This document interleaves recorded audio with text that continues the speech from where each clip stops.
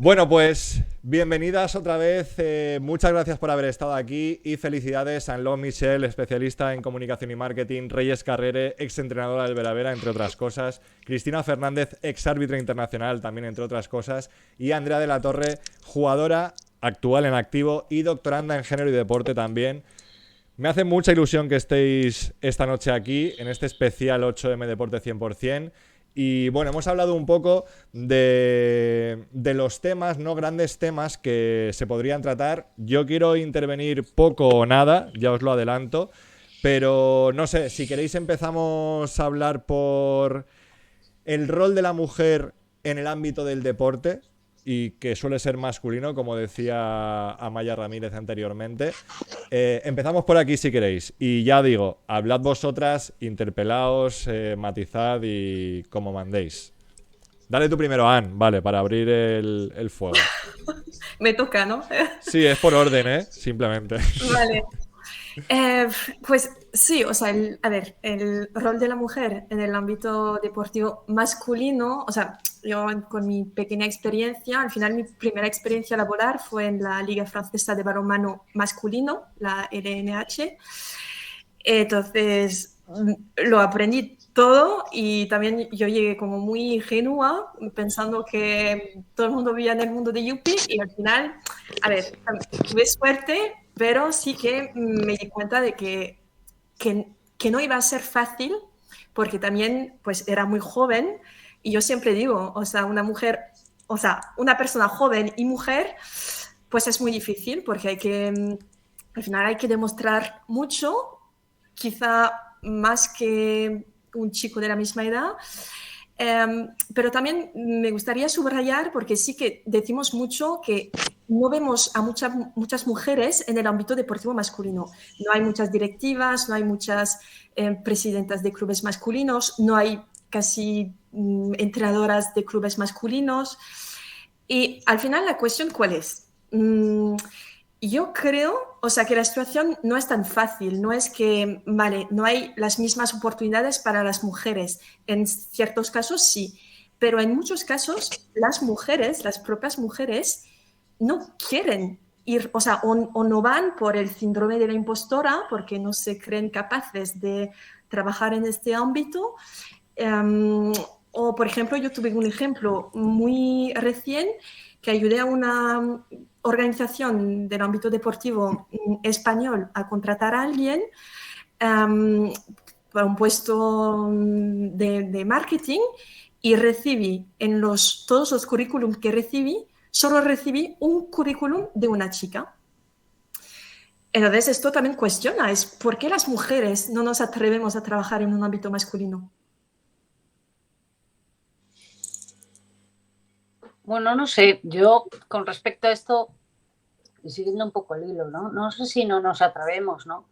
Sino que en un principio creo que detectamos que es un ámbito todavía más hostil que en el femenino, el ser mujer, y además creo que de alguna manera pensamos que tenemos que ser absolutamente extraordinarias para poder encajar ahí. Creo que el nivel que la sociedad nos pone, el listón que nos pone es tan alto que a veces piensas que no vas a poder llegar, ¿no? No obstante, creo que también la falta de oportunidades para entrar en ese ámbito, digamos, de deporte masculino, en este caso de balonmano masculino, prácticamente está copado. Yo creo que es muy, muy, muy complicado, ¿no? Y creo que el rol de la mujer en el deporte, si es en el deporte masculino, es prácticamente de espectadora, casi excepto Cristina, que estuvo de árbitra en la liga masculina y yo creo que era una excepción en ese momento clarísimamente, y si no, estamos de alguna manera relegadas al deporte femenino y casi, casi más allá bueno, de ser las jugadoras, pues también el ámbito de ser técnica está muy, muy limitado y ya no digamos en el ámbito de la dirección, ¿no? Yo creo que sí que es verdad que es difícil entrar, que tal vez, o sea, yo lo que me niego es a echarme más piedras a mi tejado. Esto no lo voy a hacer, no lo voy a hacer. Creo que forma parte de una labor conjunta de todo lo que es el universo del ámbito deportivo en el que se haga acciones precisamente para favorecer la incorporación de la mujer en todos esos ámbitos, bien sea en el deporte masculino o bien sea también en el deporte femenino, más allá de ser jugadora, ¿no?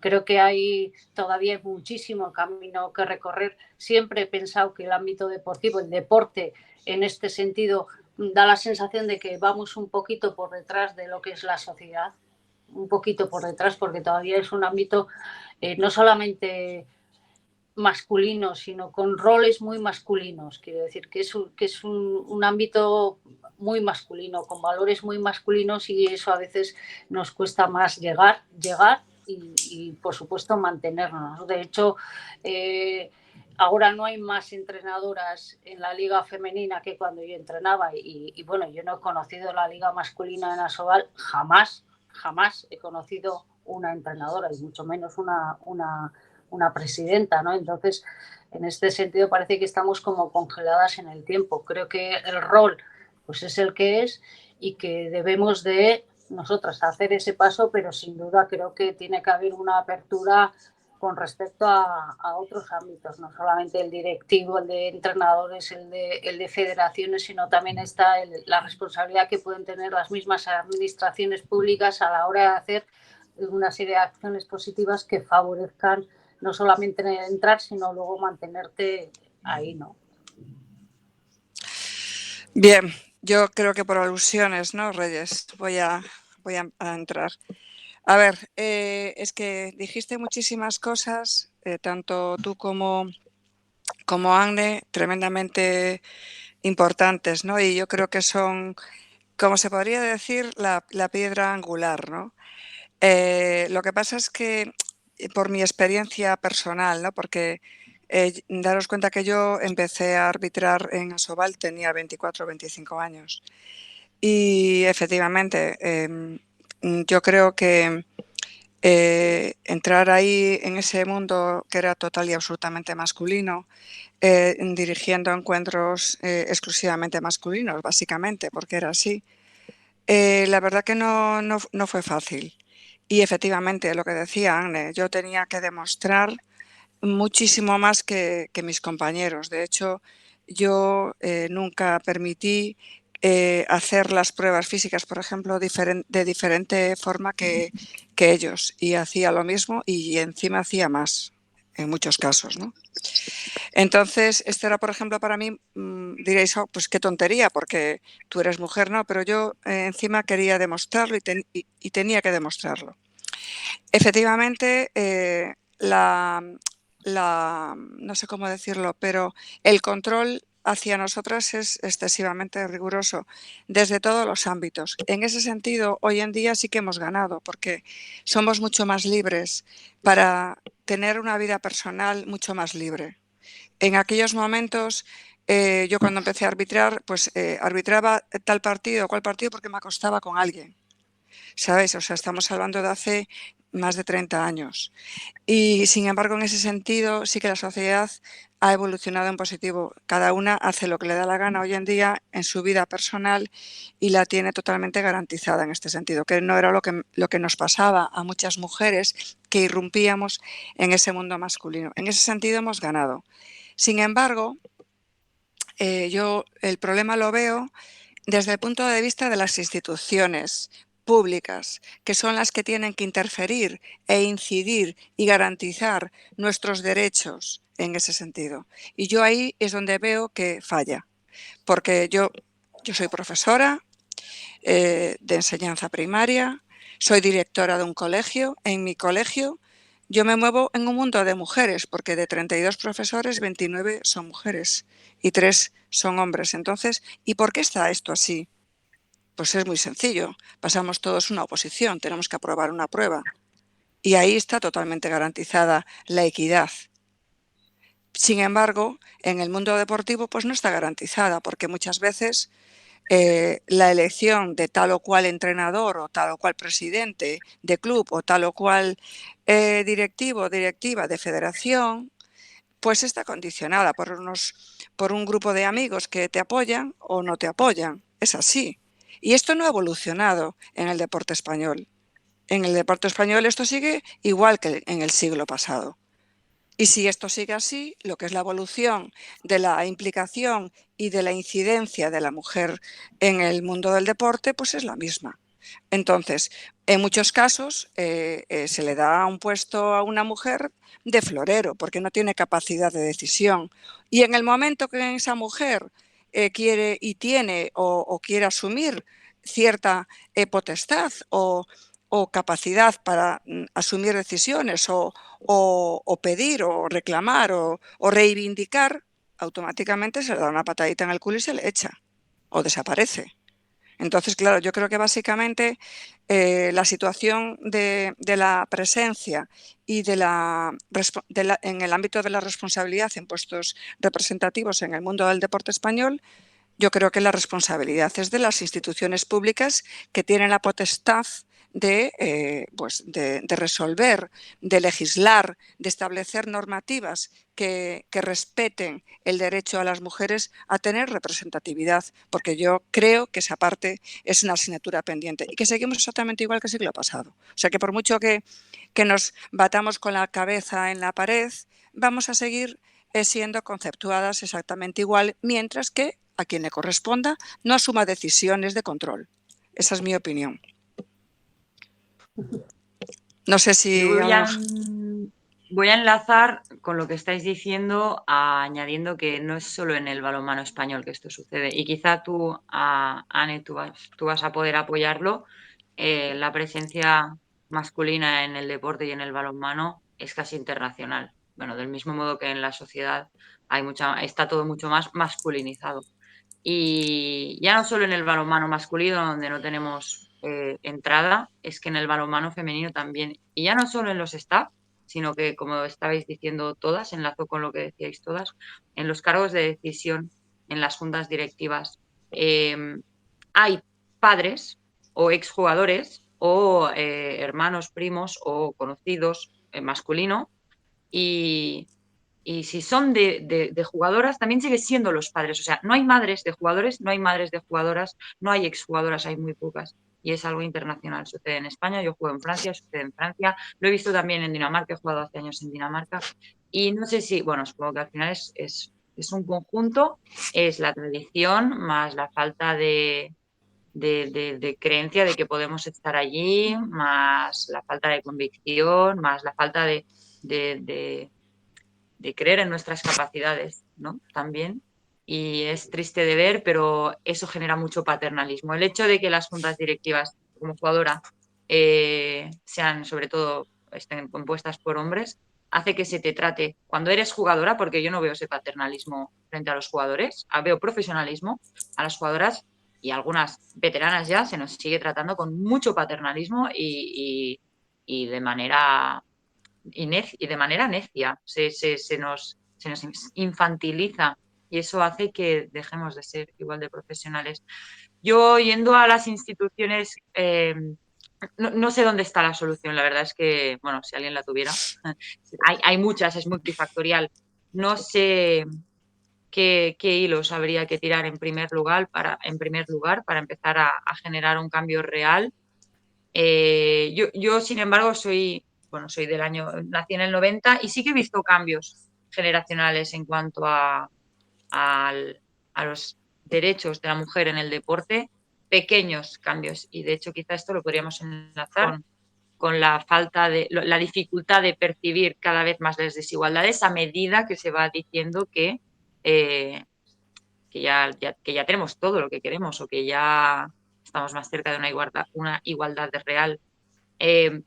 A medida que nos acercamos, a mí me cuesta más describir y explicar por qué sigue habiendo diferencias, porque es como que con migajas ya nos tenemos que conformar. Y sí, y es que tenemos migajas, porque en los verdaderos puestos de decisión no hay mujeres, es que no las hay. La cantidad es mínima, es ínfima y no es suficiente. Entonces, ¿qué hay que hacer para generar un gran cambio? Podría incluso lanzar el tema de discriminación positiva. ¿Es necesaria la discriminación positiva para garantizar la equidad en el acceso de altos cargos de poder o de las instituciones, de las administraciones, de las asociaciones, etcétera, etcétera? y ahí os lo lanzo. Es que yo creo, o sea, es interesante, pero yo creo que es el pez que se muerde la cola, porque al final, o sea, yo en los ejemplos que tuve, por ejemplo, cuando trabajé para la Asociación Francesa de Jugadores y Jugadoras de Balonmano, tengo dos ejemplos. Un ejemplo que teníamos, o sea, la federación o sea, no que nos ofreció, pero tenemos puestos en la Asamblea General, en la Junta Directiva también de la federación, de la Liga Femenina, de la Liga Masculina. Entonces, esos puestos, nosotros queremos que sean jugadores y jugadoras que tengan esos puestos dentro de las juntas directivas. Para encontrar chicos, jugadores, ningún problema, hay candidatos. Para encontrar a mujeres, a jugadoras que quieran formar parte de juntas directivas, nos costó muchísimo. Y cada vez que hacemos un grupo de trabajo para negociar, no sé, el convenio colectivo, el calendario, siempre tenemos a jugadores que están dispuestos a participar y luego nos cuesta mucho encontrar a jugadoras. Yo creo que hay razones culturales que tenemos este síndrome de la impostora. Y hay muchas jugadoras que me dicen, pero es que yo no me siento capaz. Yo no me siento capaz de representar a las jugadoras. Entonces, esto es el primer problema, pero en este ejemplo, al final las oportunidades estaban y al final una vez tuvimos que decir, pues no hemos encontrado a nadie, desgraciadamente. Entonces, hemos perdido esta posibilidad de que una jugadora acceda a un puesto de toma de decisión para representar a las jugadoras. Y luego otro ejemplo, trabajamos mucho con el arbitraje, con el comité arbitral de la Federación Francesa y montamos un programa para que los jugadores y jugadoras profesionales que quieren ser árbitros pues puedan serlo sin pasar por todas las etapas de departamental, regional. Entonces lo hicimos con chicos, o sea, porque teníamos como a muchos jugadores interesados. Lo hicimos el primer año solo con 6 chicos y luego pensamos, ¿y por qué no animar a las chicas, a las jugadoras? Y nadie quiso hacerlo. Que luego a lo mejor vale, este año no había nadie interesadas. Pero entonces es como, o sea, a mí me hubiera gustado y encima fue muy guay porque hicieron como una formación con árbitros de división máxima, tuvieron que arbitrar un partido de juveniles. O sea, fue una experiencia muy guay para los jugadores, para que se dieran cuenta de que no es tan fácil, es fácil quejarse del arbitraje, pero no es tan fácil pues ponerse en la piel de los árbitros. Y desgraciadamente ninguna jugadora quiso hacerlo. Entonces, es un poco o sea, estoy de acuerdo con vosotras y yo creo que en muchos casos al final hay como limitaciones, pero yo creo que las limitaciones nos las ponemos nosotras. Entonces, en el caso de la discriminación positiva, yo hay muchos casos que veo que pues hay puestos para ser presidente de la federación y no hay candidatas mujeres. Y esto es como algo que yo creo que tenemos que trabajar, pero es cultural. Es que yo creo que desde niñas, no sé, nos inculcan que o no valemos o no, o creo que no, es que no creemos en nosotras mismas. Esto es uno de los problemas también. Bueno, yo con respecto a eso creo que sí que es verdad que hay una carga cultural, pero no solamente con respecto a las mujeres, los hombres también tienen su carga cultural. Cuando están copando los puestos de poder, tampoco dan un paso al lado para que pasen mujeres. Creo que la única manera, y de hecho se ha visto en el ámbito político, está claro que hasta que no sea obligado en ciertos ámbitos a que haya un cupo mínimo de mujeres, hasta entonces también se argumentaba lo mismo y hasta que no ha sido obligatorio no han tenido que buscar, es decir, ha habido que forzar esa situación de alguna manera. Entonces yo creo que en ese sentido se podrían buscar estrategias, no sé si iguales, pero parecidas, en los que se esfuercen. Por ejemplo, no sé, voy a echar, si en ese curso por ejemplo, si fuera obligatorio el 50% o el 40%, me da igual, tuviera participación femenina de mujeres y si no sale el curso, no se puede hacer el curso, pues a lo mejor estaríamos hablando de otra situación. Es decir, forzar la situación, y esas son acciones positivas. En el ámbito político, desde luego, ha funcionado, porque si no, ya te digo yo que muchas listas no irían en cremallera, seguro que no, y el argumento sería exactamente el mismo. Es decir, quitarnos la losa de toda la cultura machista y patriarcal que todos estamos mamando, todos los hombres y las mujeres, y dejarlo solamente en la responsabilidad de las mujeres que tengan que dar ese paso adelante, me parece que es demasiada carga, porque es que no puedes en determinados ámbitos, porque sabes que tu futuro posiblemente profesional está más limitado que el de ellos. El hecho de que un hombre quiera pelear por su convenio colectivo es que tiene una mentalidad de profesión.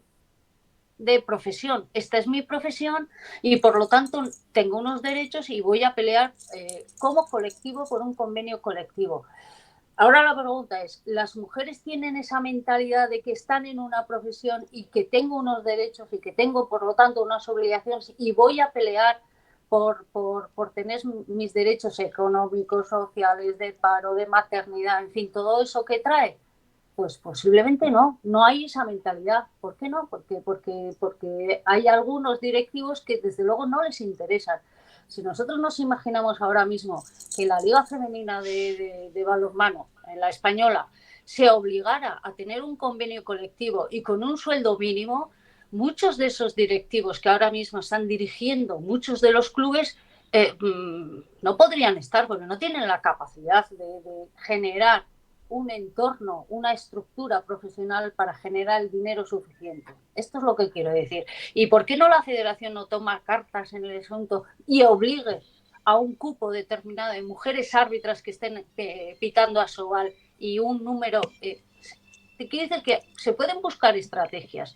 Creo que dentro de eso, tanto las federaciones como las administraciones, como los propios clubes, tienen que tener una organización con una perspectiva de género y aplicarla de verdad, pero no aplicarla de aquí. Yo apoyo mucho el 8 de marzo, todos nos ponemos de moraos y ahora de repente todos apoyamos el deporte femenino porque además es el que más éxitos da en general. No. Esto hay que llevarlo a tierra y hay que aplicar políticas que tengan una perspectiva de género de verdad.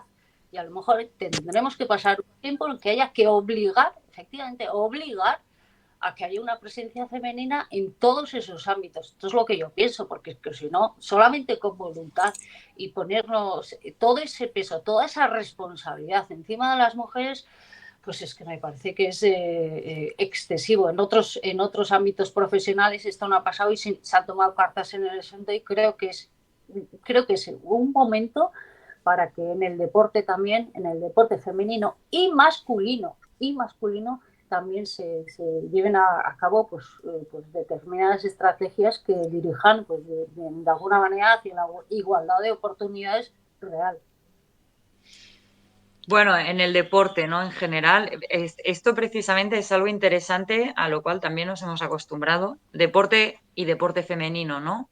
O cuando se habla de lesiones y lesiones o partido y el partido del femenino. El deporte implica eso, ¿no? Implica que la mitad pertenece a las mujeres y por lo tanto estoy de acuerdo contigo, Reyes. Sin embargo, por entender, no justificar, pero sí por explicar un poco la historia, yo creo que desafortunadamente en el deporte femenino nos hemos acostumbrado a una precariedad y la aceptamos porque tenemos miedo. Como jugadora, y te veo sonreír, María Cristina, quizá en otros ámbitos en los cuales de deportista, y considero a los árbitros y árbitras deportistas, nos hemos acostumbrado porque o lo tomabas o te quedabas sin. O sea, te hacían ofertas, voy a hablar sin tapujos, te hacían ofertas de mierda en el club de siempre, de tu vida, y eso lo tomas o lo dejas, ¿y dónde vas? Estando cursando tus estudios. Te vas al extranjero, te ofrecen renovar por una mierda porque te has podido lesionar. ¿Lo tomas o dónde vas si estás lesionada? Y es que es precario, no es vergonzoso. Las cifras son vergonzosas. Ya no las cifras. La cobertura sanitaria, el alojamiento en el que puedas estar, que tu representante pueda estar ahí contigo o que no, pero que tu representante te diga, no hay otra cosa. Andrea, ¿lo tomas o lo dejas? Es que te acostumbras, no, es que casi rezas porque te ofrezcan lo mínimo e indigno. pero es que no hay otra. Entonces nos hemos acostumbrado mira, no sé si existe, lo voy a bautizar, cultura del miedo o cultura de la coacción, o cultura, es precariedad total y existen distintos estamentos. Voy a empatizar con las pocas mujeres que deben estar en altos cargos de poder y me atrevo a decir que hasta ellas también la deben percibir esta precariedad. A ver, es que si entramos en el terreno del miedo, de la precariedad, yo ahí puedo hacer un máster, porque realmente yo me tuve que pelear muchísimo, tuve que enfrentarme muchísimo verbalmente con discusiones muy importantes en su momento para defender y reivindicar mi derecho a poder dirigir partidos. Y la verdad que no fue fácil y tuve que ser muy constante y además no permitir ni esto, ¿no? Desde diferentes ámbitos. El del paternalismo, ese señor que te pone la manito por encima del hombro cuando tienes un partido conflictivo y cree que te vas a poner a llorar, eso no lo consentía bajo ningún concepto. O pues desde el ámbito directivo, aquel directivo que pretendía pues ser pues muy comprensivo porque yo era mujer y tal, siempre luché y me peleé, porque la gente que me conoce lo sabe, para poder estar, es decir, miedo nunca. O sea, nunca, porque si tenemos miedo no vamos a conseguir nada. Luego, el tema por ahí, no, eso no lo consiento, porque eso nunca lo he consentido. Nunca lo he consentido y además, si yo tengo un criterio y ese criterio entiendo que es correcto, vamos, no me lo pisa nadie. Y por ahí yo me muero ahí me muero. Y me tendré que marchar, tendré que dejarlo circunstancialmente, pero el criterio es ese. Y yo creo que ahí eso es muy importante. Claro, eso lo adquieres también muchas veces con los años, efectivamente, ¿no? Y nadie te doblega. O sea, yo soy así, esto es así y por aquí no paso. ¿Vale? Bien. Entonces, el miedo siempre, efectivamente, cuanto más joven, más preocupaciones. Pero yo siempre he sido muy firme en ese terreno, ¿no? Habláis aquí de lo que es la formación, decía Anne, con respecto a esos grupos de árbitros, ¿verdad?, que es un lujo, jugadores o jugadoras de élite, que se pueden aprovechar también muy bien para efectivamente, ¿no?, para ser entrenadores, entrenadoras, para ser árbitros, se les puede sacar mucho partido. Pero es que yo creo que a veces tampoco no se acaba de entender que nuestra perspectiva es diferente a la de ellos. Y nosotros, muchas veces, la forma de, no sé si la palabra es captarnos, o la forma de ayudarnos a formarnos, no es igual que la masculina. Yo, cuando arbitraba un partido masculino, no tenía la misma actitud o la misma... no gestionaba el partido de la misma forma que cuando arbitraba un partido femenino. La forma de dirigirme a un jugador no es la misma en cómo me tengo que dirigir a una jugadora. Son diferentes, somos diferentes y eso hay que aceptarlo y ahí hay que trabajar, porque ahora mismo yo soy delegada de la Federación Europea, yo trabajo con parejas de árbitros masculinos y con parejas de mujeres absolutamente diferentes. Normalmente el género masculino tienen una forma de resolver, digamos que las situaciones de conflicto o las situaciones de error, las resuelven de una forma totalmente diferente a las mujeres. Nosotras, cuando nos equivocamos, somos plenamente conscientes y nos cuesta mucho más remontar ese error, porque somos mucho más exigentes con nosotras mismas. Ellos no. ¿Por qué? Por tradición, porque a lo mejor les cuesta menos llegar a los sitios y tiene menos consecuencia un error, pues puede ser. No sé, ahora no es el debate, ¿no? Pero sí que efectivamente lo que sí yo reconozco que no nos pueden intentar formar de la misma forma. Lo mismo es cuando hablamos de parejas masculinas a nivel internacional o parejas femeninas.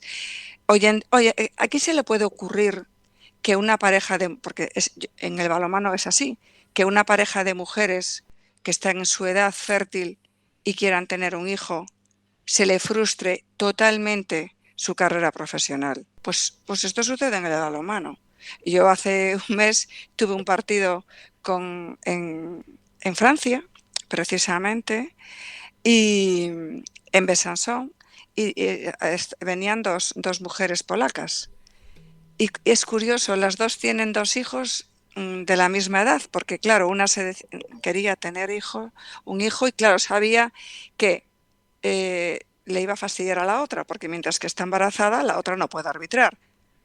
Entonces la otra pues dijo, bueno, pues voy a aprovechar yo también a ver si tal y tengo. Entonces efectivamente tuvieron uno, las dos, y otro, las dos. ¿En qué mundo vivimos? ¿Cómo puede pasar esto? ¿Cómo no se resuelve esto? ¿Cómo es posible que pase esto y nadie se raje las vestiduras? O sea, ¿lo entendéis? Entonces, Agne, si nos situamos en ese contexto, lo que tú decías antes de que efectivamente había hombres exjugadores con cierto prestigio, que sí sabían, bueno, pues que estaban y que querían participar en ese proyecto y que no había mujeres, es que estamos tan atrás en lo que es el concepto de nuestras necesidades, que muchas veces es que no nos entienden. Yo estoy convencida, es que no nos entienden, es que no saben lo que necesitamos. ¿Por qué? Porque estamos con una parte básicamente dirigente masculina y no saben cómo tienen que resolver nuestras dificultades. No lo saben hacer, porque no hay respuestas. Porque yo esta cuestión de la que os estoy hablando ahora, lo tengo hablado muchas veces. No sé si me explico bien, a lo mejor no, es que no me explico bien. ¿Cómo no se resuelve? Es tan sencillo como a lo mejor en las mujeres, en las parejas de mujeres internacionales, pues igual hay que formar grupos de 4 y rotar. No creo que sea tan complicado, ni creo que seamos tan torpes que una árbitra de Francia no sepa arbitrar con una de Polonia, si el reglamento es el mismo. Bueno, como ejemplo ya tenemos el baloncesto, por ejemplo, ¿no? Que ahí ese problema no lo tiene. Se pueden embarazar y tener hijos cuando lo consideren oportuno, porque efectivamente la compañera no queda en el dique seco un año. Entonces, si nos situamos, y ya no voy al terreno de las jugadoras, evidentemente, ¿no? Pero si nos situamos en este contexto, todo lo demás ya se puede deducir, porque faltan proyectos en el mundo del deporte que se adapten a las necesidades de las mujeres, que se adapten a su conciliación, a lo que ellas necesitan. Y como no se adaptan, pues no podemos entrar muchas veces. Pero pasa esto en el mundo laboral. Es la diferencia que puede haber entre la conceptualización que tiene la empresa privada con la empresa pública. En la empresa pública tenemos garantizados nuestros derechos. ¿Por qué? Porque se garantiza la conciliación. ¿Está garantizada la conciliación en la empresa privada? Yo creo que no. Y muchas veces la decisión es, me quedo con este señor y no me quedo con esta señora porque el señor no se va a quedar embarazado y esta señora pues probablemente en algún momento, si está en su edad fértil, pues sí que va a tener un hijo y me va a fastidiar. Y yo creo que la cosa va por ahí, ¿no? Que necesitamos que nuestros proyectos, los proyectos que van dirigidos a nosotras, piensen en nosotras y piensen en las necesidades que tenemos y en nuestra idiosincrasia y en nuestras características y en cómo somos. Y yo creo que nos adaptan. Solamente un inciso, Cristina, ese ejemplo que has puesto de árbitras francesas lo tenemos en España con Tania y Lorena. El otro día estuvieron aquí y lo que dices tú, han coincidido las dos en su proceso de ser mamá, precisamente por lo que comentabas tú. Bueno, como estáis introduciendo el tema de conciliación maternidad, quedan 8 o 9 minutos, seguid. Bueno, con el tema de la conciliación, yo creo que un poco al hilo de lo que comenta Cristina, creo que es un temazo, creo que tampoco está en absoluto resuelto con el tema de las jugadoras de ser madre y realmente es un tema muy complicado, ¿no? En un principio, yo mientras he sido entrenadora he tenido 5 jugadoras que han tenido hijos, ¿no?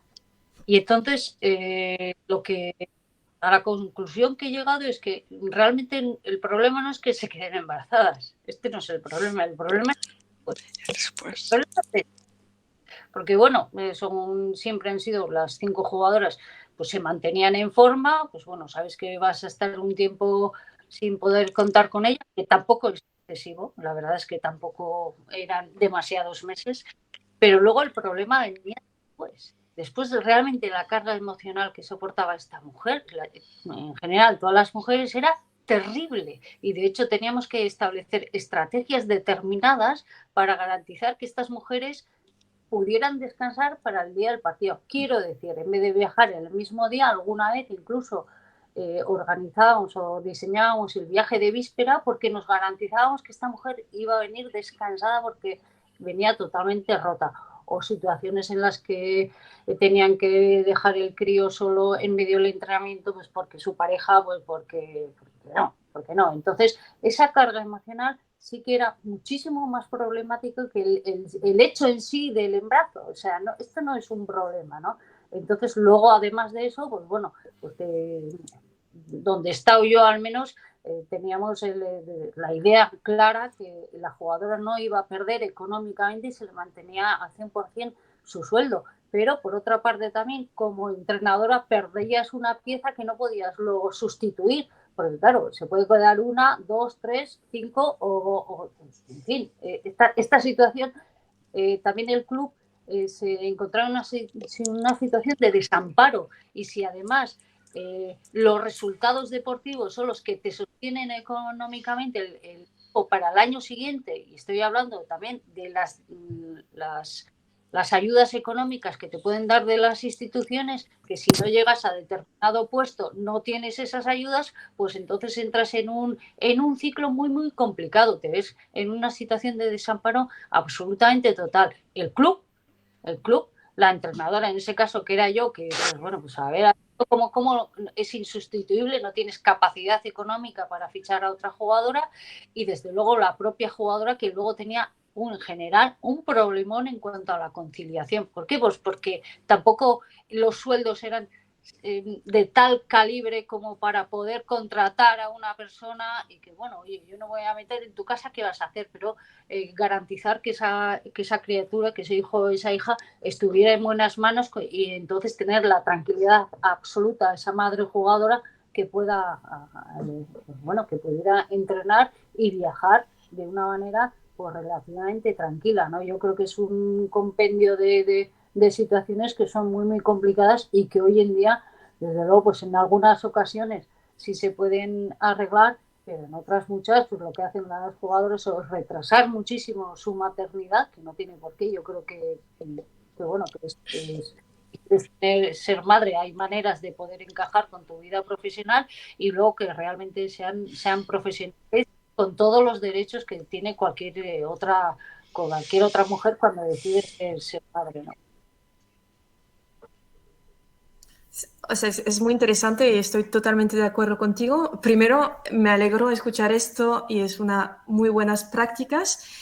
Desgraciadamente, creo que no es el caso de todos los clubes que sean españoles ni franceses. Y lo que tú decías, o sea, esta segunda parte de después del embarazo, de la organización familiar, es clave, pero justo antes me gustaría como volver un poco al tema embarazo, a este tabú, porque si contigo y me encanta, o sea, me ha encantado escucharte como exentrenadora de Vera Vera, porque yo conozco, o sea, muchos entrenadores del sector femenino que me decían, o sea, que no querían saber nada de la maternidad. Y yo siempre decía, pero a ver, los presidentes, los entrenadores del sector femenino que no quieren saber de la maternidad, pero que trabajan en el sector masculino. Que no sé, o sea, me parecía tan, no sé, o sea, no me lo podía creer. Entonces, yo creo que primero hay que garantizar y, o sea, asegurar las condiciones legales del contrato, del sueldo. O sea, me alegro también escuchar que en el club se mantenía el sueldo. En Francia por fin lo conseguimos hace 2 años, de mantener el sueldo completo durante 12 meses, que antes era como mínimo 3 meses y luego dependía del club.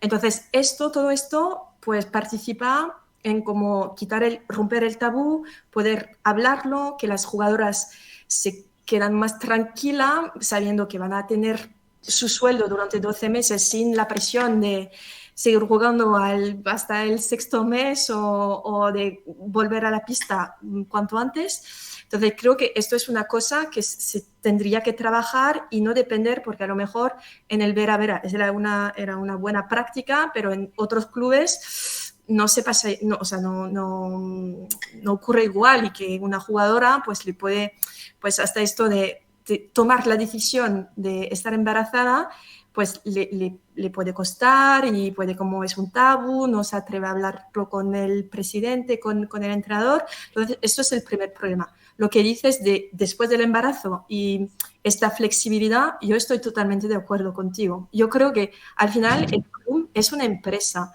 y tenemos que pensar, o sea, los directivos tendrían que pensar como una empresa y ofrecer flexibilidad, que al final forma parte.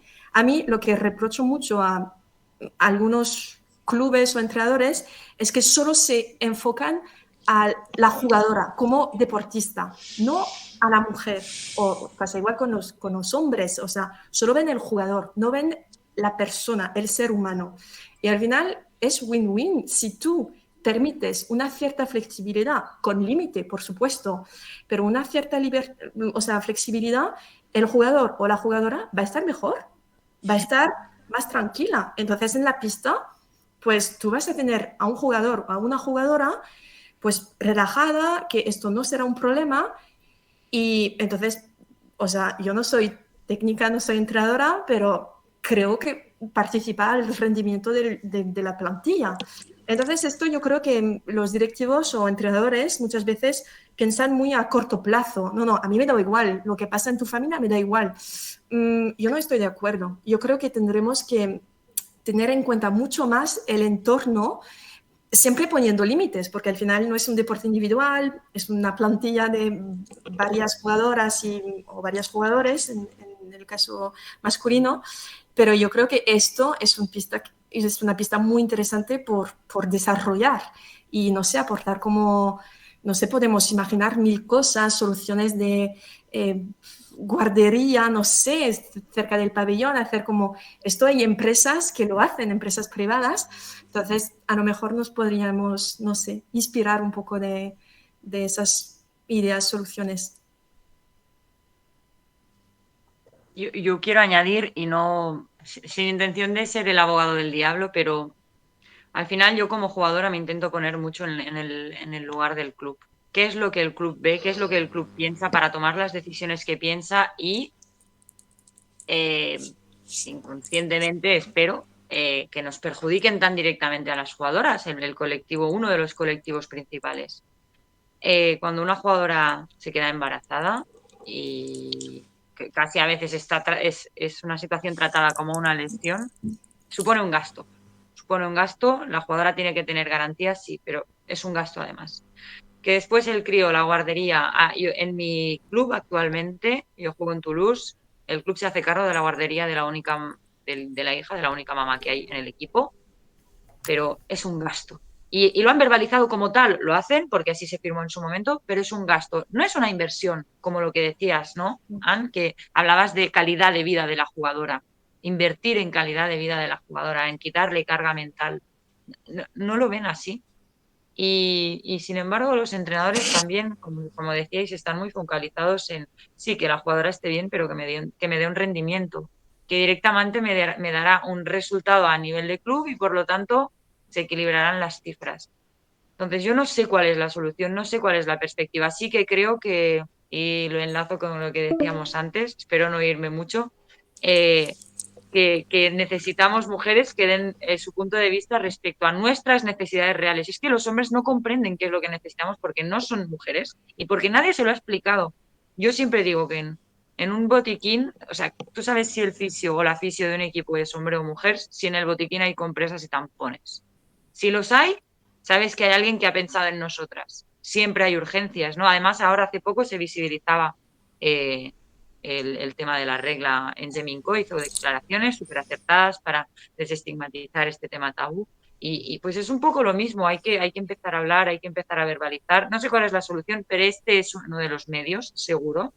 Empezar a soltarse, a hablar, a banalizar temas que quizá no son tan profundos y complejos.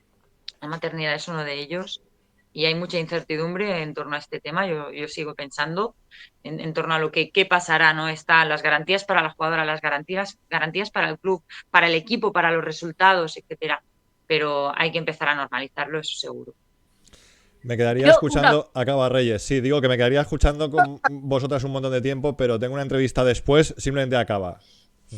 Sí, una cosa con respecto a esto. Creo que hay que exigirles a los hombres que también se responsabilicen de su paternidad. Y digo a los deportistas profesionales, porque ellos también tienen hijos.